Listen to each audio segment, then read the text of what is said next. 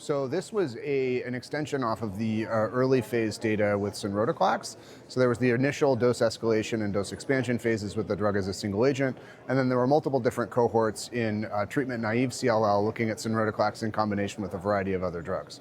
So the data that I presented, or I actually say I'm about to present, are with Obinutuzumab and Sonrotoclax, which is an extension. It's a very similar design to the backbone of Obinutuzumab and venetoclax used for CLL-14.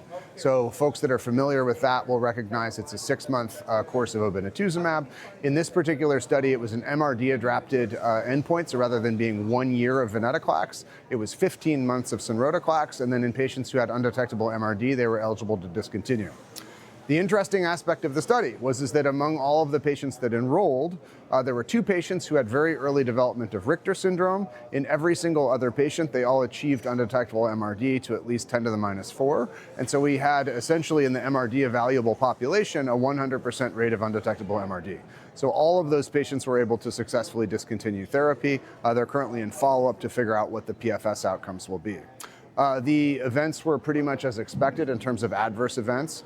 There were 2 TLS events during the Obinutuzumab phase, and there were no tumor lysis events seen at all during the Sonrotoclax escalation on any of the different protocols on which it was escalated. There was some treatment-emergent neutropenia, which is quite common with this regimen, but which was quite easy to manage with growth factor and did not result in a lot of treatment discontinuations or dose reductions.